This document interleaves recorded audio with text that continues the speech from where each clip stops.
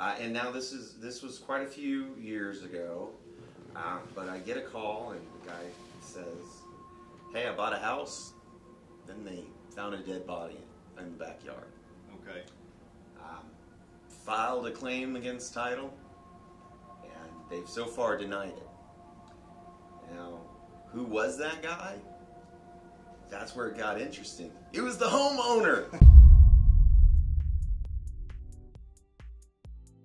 So, Raj, I don't even know your last name. It's Visani. So Raj Visani and Visali or Nee? Visani. V as in Victor, A-S-A-N-I. Like Dasani, but with a V. With a V. Yes, that's what I tell everybody. Although I don't think Dasani is a popular water, so don't hold me. It's not bad. It's just Coke water. Yeah. Strip out all the flavor of a Coke, and then you got Dasani. So, yep. But Vasani with a V. That's correct. Got it. And Raj, I gotta tell you, I hate to admit this, but when I heard you were coming in to interview and to work with us, you are not who I expected at all. Oh, okay. Yeah. So you're showing up with the cowboy boots. Yeah. Yeah. I was expecting like the 10-gallon hat. Yeah. Born and raised in Texas, big Cowboys fan. Went to undergrad at UT, so hook 'em, baby. I love it. Yeah, I think, Nate, did you go to UT? I think did. You told me that, right? Love my time down there in Austin. Yeah, so we're hoping to get back to the national championship days from 2006 with Vincione. So we'll see what happens to us in the SEC. You know, I'm sick of saying it's a rebuilding year. Yeah. At some point, they've rebuilt the entire everything. Yeah, I'm tired of having a different coach every 2 or 3 years. So let's get back to the Mac Brown days and get some winning underneath our belts. So I think he just started at UT when I was going there, because I remember it was big news, like how much he was getting paid. Right. And it was like, he's a football coach making. I think at the time it was like $4 million a year, and it was like, oh my god! And now it's like, that's all he was making. Yeah, that's pennies now. Obviously, you know, Nick Saban and stuff has kind of changed the dynamic with everything. And like I said, we're joining the SEC.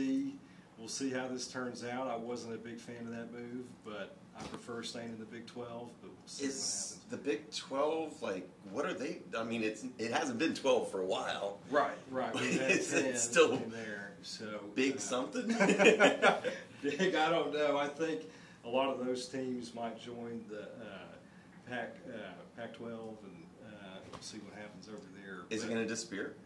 I think so. I think we're going to have those four major conferences, and obviously SEC kind of dictates everything over here. So I think Texas saw the opportunity to leave, but. Are we still going to have the Longhorn Network? I don't know. Have you ever watched that, besides watching the national championship? Yeah, all the time at the local bars that wouldn't have the game otherwise. Oh, okay. That's right. Now, occasionally I'll catch a volleyball match or something on Longhorn Network, but I just canceled my cable. So man, you cut the cord. I cut the cord. So why? Like, it would just cost, just sick of ads. Why'd you end up cutting the cord? Cutting the cord, I guess things have changed, and you know, I've got 3 kiddos now, and just the time to watch TV. I guess they just watch their Disney Plus shows, and that's really it. Dad doesn't really get a chance to watch much TV anymore, maybe besides local news and things like that. Everything else, I guess you look on your Twitter app, figure out what's going on in the world, right? So I guess, long story short, I'll see you at the local sports bar more often, because that's the only reason. Yes, that is correct. Still have cord's cable. been cut. So to watch those sports games, I'll be at the local bar with you. Awesome. Beer. Yes. So we used to live in Las Vegas, and cut the cord when there was a total of like Hulu and Netflix, and like that was it. Right. Streaming game has changed, obviously.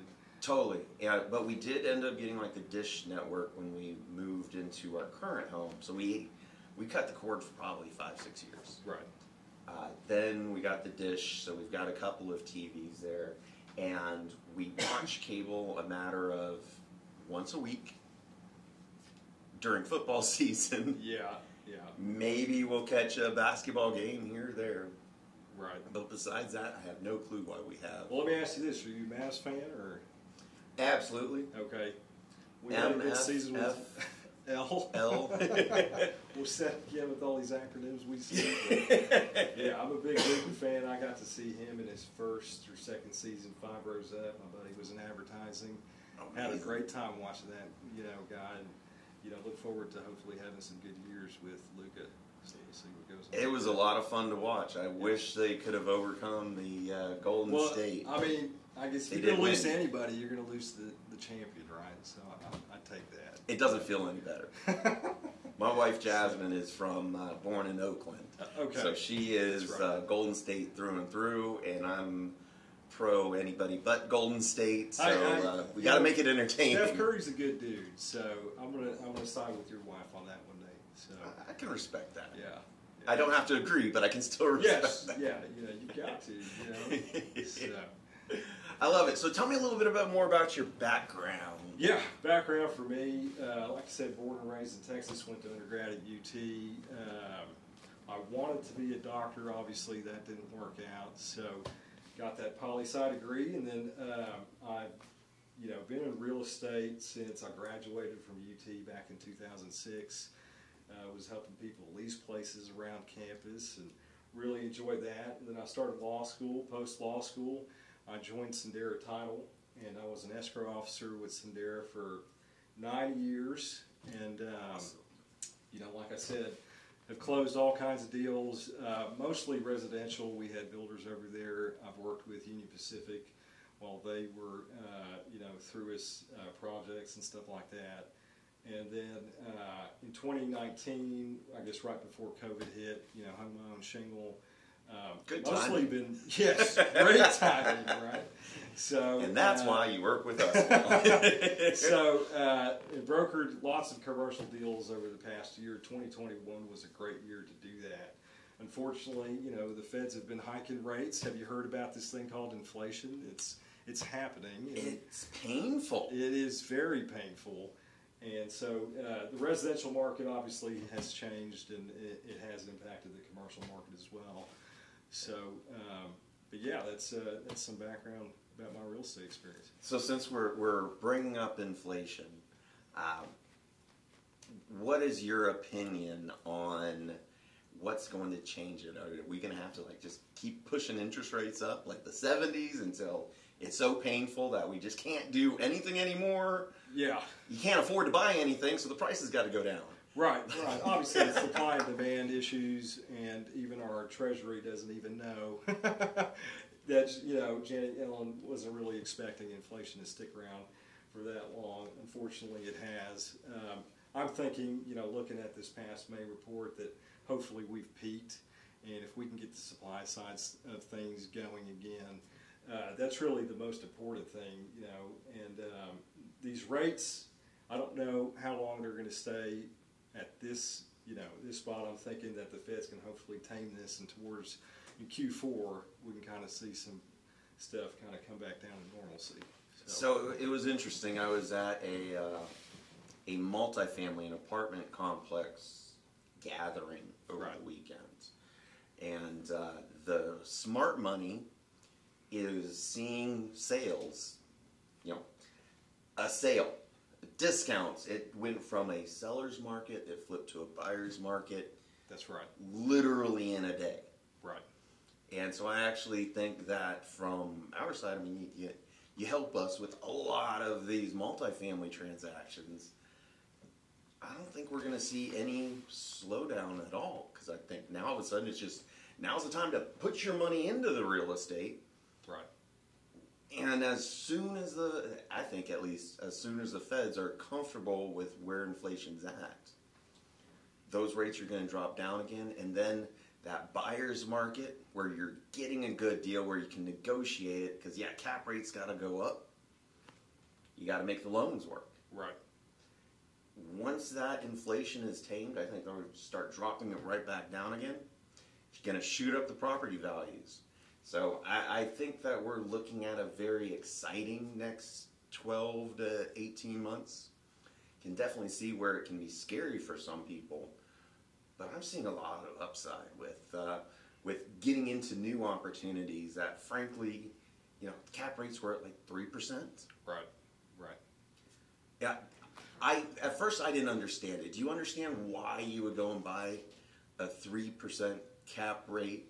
I don't understand that with the background, and there's certainly a lot of money in the market, and I think they kind of think the same thing that you just mentioned, Nate, is that they see the market, the price going up, and so they need to park their cash somewhere, and they think this is a great time to buy, and so I'm going to give you at least my theory on the 3%, the sub 3% cap rates that make 0 sense. Right. Until you are expecting all this inflation and the rent growth. Great, you bought a property at a 3% cap rate, which is basically purchase price. Is it purchase price divided by cash flow? You're talking NOI? Cash flow, yeah. NOI divided by purchase price. Right. Something like that. But it doesn't make sense at that rate. But all of a sudden, if you're expecting the 9% inflation, the 20% rent growth, all of a sudden, it's a whole different ballgame. Right. And I think that's where the smart money is saying, we're okay at a 3% cap rate because we see what's really happening in the world. Yeah. And I think those same guys that were buying then are still buying now, because all of a sudden, they're not looking to sell. They were in it for a long time. And now we're going to get the cap rate increase. I think it's going to create more opportunities to buy into properties. And then, like I was saying, as soon as that inflation is tamed, we're going to see that interest rate go down, the value shoot right back up again. Right, right. Obviously, everything's unpredictable right now, but that's the hope, I think. So we'll see where things end up.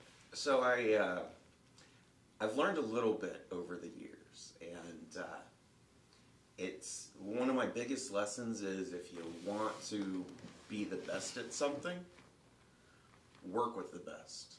Right. Get trained by the best. When it comes to investing, I like following the smart money. What are the is it Blackstone, BlackRocks, Black Guys, whatever. The big hedge funds, what are they doing? Right. And I would consider them the guys that are invested in the future. Yeah. And, unfortunately, I think some of those big guys last year were shorting some of the big retail names, i.e. GameStop and AMC, and they were not the big winners last year. So they were not, but you know what GameStop's at now? I think it's still at $110 a share. Somewhere around It there. peaked at what, around 300, 350? It did. I think that was the peak. I'm pretty impressed that it's still hovering above 100. I was thinking, hey, Moosry, what's GameStop at? GME. GME is currently at 139. Wow! I am impressed. That has held, yeah. I mean, not to where it was at the peak, but obviously in this past 6 months here in 2022, nothing has held to where it was in the peak during COVID. So, but the thing is like the market has been really faltering the last few months. right. Obviously, with the Fed tightening interest rates and everything, that's impacted the equities market. So, you have a lot of people selling right now. So, and I think, well, and also the Fed is slowly starting to take their money out of the market. right. They had, one of the first times and everything ever that they were buying stocks, that they were buying equities. Great, creating liquidity, creating the illusion of demand. Sure. Now they're sitting on these depreciating the stock that's going down. Yes. And I don't know how it's going to turn out, but they're going to have to start. I heard on the news that if they just decide to one day, hey, we're going to go ahead and sell everything, we basically expect about a third more of a just collapse of the stock market. Right. So they can't make any quick moves either. Right. It is an interesting time, Nate. always something happening. You know, It is. I feel like the past 10 years we've had the financial crisis, we've had a pandemic, still ongoing, I guess, as people have started to travel again. So it is a crazy period. Even with that pandemic, which, I mean, it feels very over.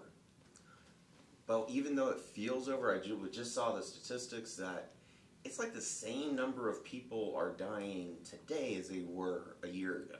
Really? Okay. And actually even more people are catching it.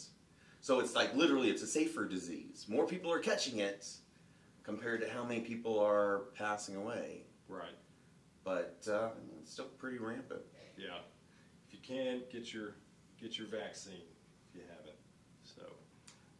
Well, now my whole family is, even our little girls, not because we were fearful for the little girls, but we got to go on a cruise, and they wouldn't allow anyone on the cruise unless they were vaccinated or below like 3 years old or something. Really? You know, Yes, you had to be really, really young, or you couldn't get on. Yeah. I look forward to hopefully getting an invite to one of those cruises over the next few years. So. You got it. Yeah. Well, even more importantly, you should come meet us out in Portugal next month. Hey, I'm down for that. Portugal is the place to be. I heard you're also going to somewhere in Spain. I heard. I'm going to go run with the bulls. Oh yeah, running with the bulls. I mean, I don't need to be the fastest. I just need to trip the guy next to me. Sure, absolutely. So no, that's part of the bucket list. Yes, you got to do it once. Absolutely.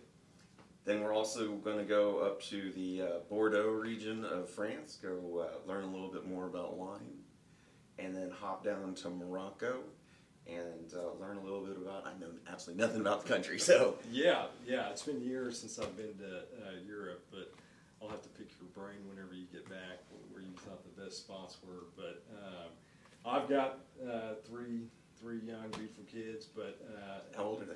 I've got a 7, 4, and a 3-month-old. So it is a fun time at my house. That is awesome. Yeah.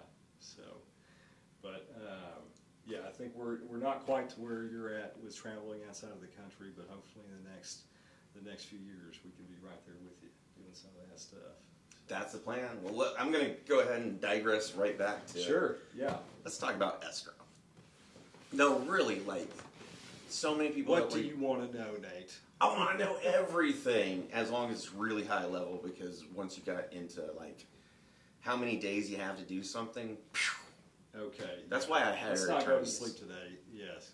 Good call. But so many people that we work with are in real estate, but they actually may not even really understand what happens with going through a closing process or dealing with title. Frankly, and I'm going to admit it, like, I've heard the word fee attorney when it comes to title attorneys for years. Right. I have no clue what a fee attorney is. Right. Can you kind of explain to me what it is, what you did? And sure. A fee attorney, I guess, you get a percentage of the premium for anytime there's a closing. There's a certain premium for that closing for the title policy. So a fee attorney gets part of that split.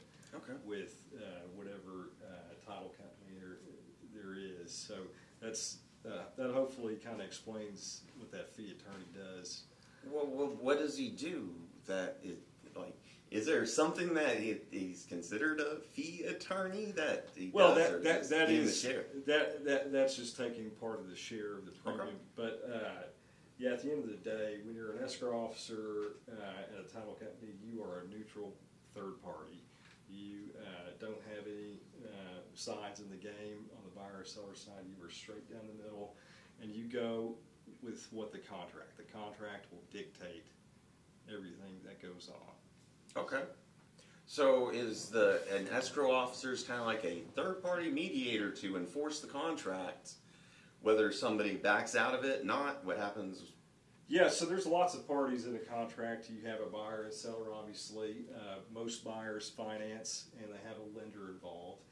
And so the title company's there to really work with everyone to make sure that the terms of the transactions are met. Okay. And so they work with all of those parties. there's a thing called a title commitment. I'm sure you've come across it in some of these real estate deals. I've never done a real estate deal in my life. Oh, no, I don't believe that. I lie a lot. So yeah, that is something that is very important. I think at the end of the day, the reason you want to get title insurance is because you want to get what you're paying for. So there's two different types of policies. There's an owner's policy and there's a lender's policy. Now with the owner's policy, you don't have to buy that. You can say, hey, I don't want that. Unfortunately, sometimes if you do that, you may not get what you pay for because there can be liens against the property. There can be things that people can file against your property and they can cloud it. So just to have some relief and to be able to sleep at night, you want to purchase that owner's insurance. Okay. I have a absolutely insane title story. I'll share mine, and then I want to hear your craziest title story. And now this was quite a few years ago, but I get a call, and the guy says, "Hey, I bought a house." Then they found a dead body in the backyard. Okay. Filed a claim against title, and they've so far denied it. Now, who was that guy? That's where it got interesting. It was the homeowner that sold the property. Okay. So, wow. It turned out, and they found the guy. He was a rehab guy. Uh-huh. And so he was taking down a fountain in the backyard and found this body in the cement. Okay. So turns out that the guy that owned the house was taking in runaways. One of these runaways did him in. I see. Okay. This sounds like a Stranger Things episode or that I've seen recently or something. So strange it's true though. Yes, yeah. And then they got to be able to write it somehow. So right? And then the guy managed to sell the property to a wholesaler. Escrow accepted some fax signatures. Oh, wow. Mailed in copy of a driver's license or something. However it happened, they actually allowed the sale to go through. And then it went to a wholesaler. Then it went to another guy that was going to flip out of it. And then they find the dead body and they're like, well, we closed with escrow. We have title insurance. If this isn't the time that title insurance pays, I really don't know what it's good for. Right. And sure enough, we had to fight a good fight to make it all work out. But title insurance covering title from a dead seller in the backyard. That was the most unique situation I've ever dealt with. I'm sure over 9 years you've got something fun that you can talk about. Yeah, I mean, not quite that crazy, but obviously we've had a lot of deals where maybe the sellers, there was a husband and wife that might be in the middle of a divorce, and you have people that don't want to sign the deed, which is what transfers the title to the new owner. So lots of crazy stories like that. Obviously, a majority of our deals were residential that we closed, so nothing super out of the ordinary like that. But we've had some fun stuff that's happened. So, what do you do if it's a husband and wife? An example: husband and wife. The property is under the husband's name, but it's marital property because they bought it while they were married. Then they're getting a divorce. Husband wants to sell. Wife wants to be a pain. right. What do you do at that point? Yeah, really, if they're in the middle of a divorce, you go to the judgment, and that will dictate. But we are in a community property state here in Texas, so if the wife was living there and contributing somehow, obviously, you want to get both the spouses' signatures on the deed, so that is very important for the buyer.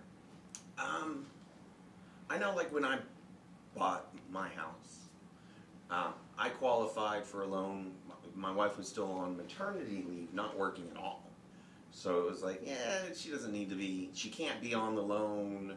There's no reason to have her on the house. And so she wasn't on it at all. Right. Would you still have her sign the deed to transfer? Or does that even confuse title? Yes, you would still have your spouse sign the deed, and that's something that I think title companies would run across that to see, hey, unless there can be sometimes a separate property agreement between spouses, but for the most part, I think title will always default to getting both the spouses' signatures on the deed. Makes sense to me. It does. All right, so I'm looking at doing a real estate deal. I got a contract. Could you kind of walk me through step by step from the title side, from the escrow side, what's taking place from me saying, here's a contract, to signing the deed and closing? Sure, just a brief kind of summary of what happens.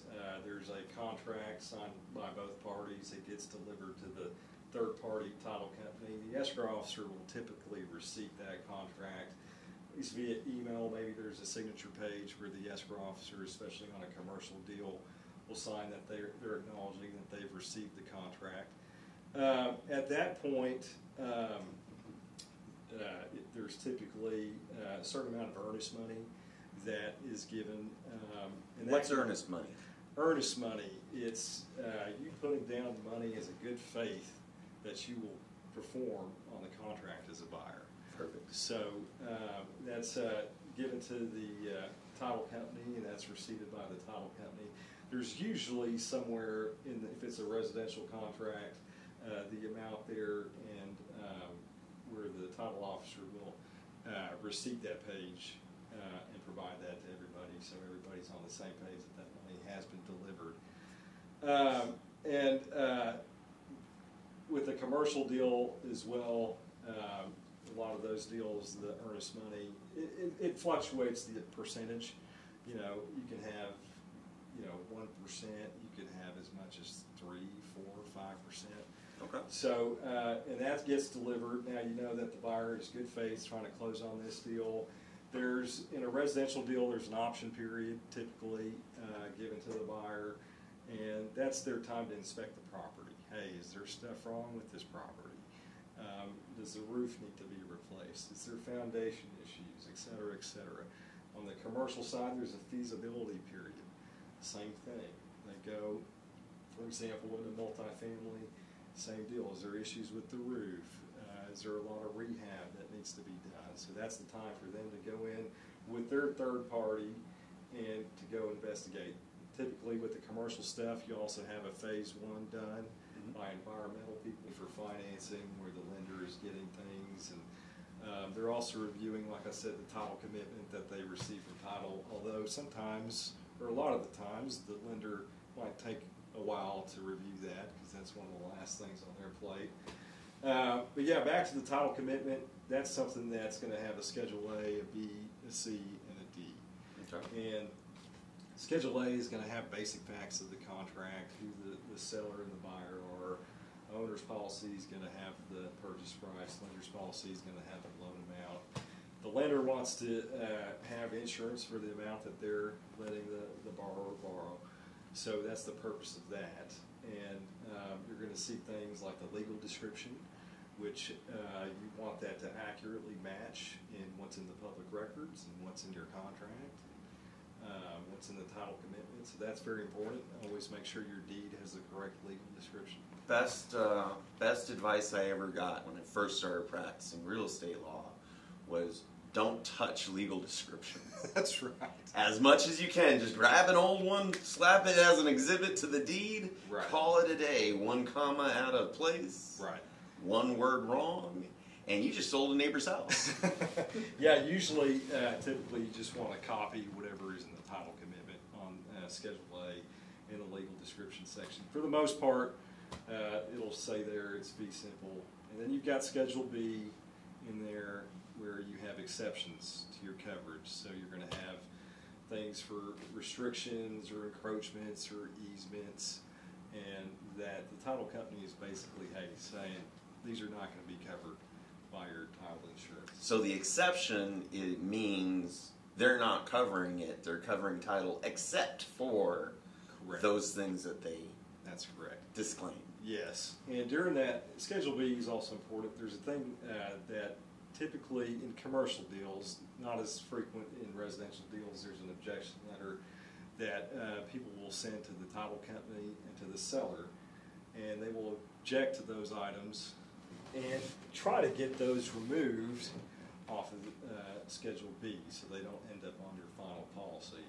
So that is something typically during that due diligence period, you're going to try to get that objection letter out within a certain amount of days. And the seller... Is it usually and the, like defined in the contracts, or is it defined by the escrow officer? Yeah, so it's always defined by the contract, right? You're always going to default back to what's in the contract. The escrow officer has nothing to do with putting the terms in the contract. So as a general rule of thumb, default to the contract, and that's the same exact thing the title company's doing as well. Schedule C is the things I like to remember is the things that need to be cured, right? So you have curative issues and things that you want, you have a lien. For example, in a residential deal, you have mortgage. In a commercial deal, there's a payoff you need to get if the seller has borrowed money for whatever multifamily, quick service restaurant, whatever they're selling. There's typically a loan there. That needs to be paid off. The other issues need to be cleaned up. And you're relying on the title company and the seller to get those cleaned up. And so typically in your objection letter, you'll address the items in Schedule B and say, hey, these are the items on Schedule C, make sure they're cleaned up prior to closing. Then there's Schedule D, which I remember for disclosures. It's going to have whoever's issuing the whatever the premium amount is, the percentage going to each party, and so I remember D for disclosures. So whatever the premium is and whoever's the policy is being underwritten by. So that's basically the summary of a title commitment, and that's pretty important, I think, for people to know. And so just like high level, that's kind of just a summary of the major terms of what the title insurance will cover. That's correct. Perfect. And typically, before you close on a deal, especially on a commercial deal, you want to ask the title company for a pro forma so you have a good idea of what your policy is going to look like. So if there's things that maybe you objected to in your title commitment, you make sure that they're either going to be addressed or removed in your final policy. So is the pro forma basically a draft Yes, that's of the policy? That's correct. So that's something, especially on a commercial deal, that you typically want to ask for, so you have a good idea, you know what your policy is going to look like at the end of the day. Got it. That makes a lot of sense. When does the lenders get involved with the process? Yeah, the lenders really involved from day one, although sometimes it doesn't feel like they get involved until day of closing. So, so that's improved, especially on the residential side. There's been a lot of things that have been passed over the past decade. I remember when I first got into the title game, there was a HUD settlement statement on a residential deal, and they told you 24 hours before that they're ready to close and financing's all good. Well, that's changed. There's things that have been passed by the legislature, Consumer Financial Act, and that basically says that, hey, lender, 3 days prior to closing, they need to have a sample settlement statement, closing statement, and that is basically a summary of the transaction for purchase price, any expenses there, any prorations for taxes, any credits that maybe the seller and buyer have agreed to per the contract. And so those are things that have changed since I started in the title game. And I think a lot of times you would get an email the day before and say, hey, it's ready to close, and now there's a little buffer there to make sure that all the parties have time to review those documents, that they're accurate according to the contract. In the commercial side, there's not the same kind of rules, but for the most part, about a week before closing, the anticipated close date, you'll want to get a settlement statement. showing the same exact things. The purchase price, the title policy, the expenses, any credits that the buyer is receiving from the seller, any prorations for taxes. So those are things that you want to review, especially if you're a buyer, but also as the seller, to make sure your bottom line is what you think it's going to be. I like it. So thank you so much for kind of walking us through the everyday transaction. Absolutely. Glad to be here, guys. Love it. And, you're helping us out with so much on the real estate side. Really, if anybody has any questions about title or real estate, you know how to find us. And then I point right at him. It works out great. All right. All right. Thanks, y'all. Take care, guys.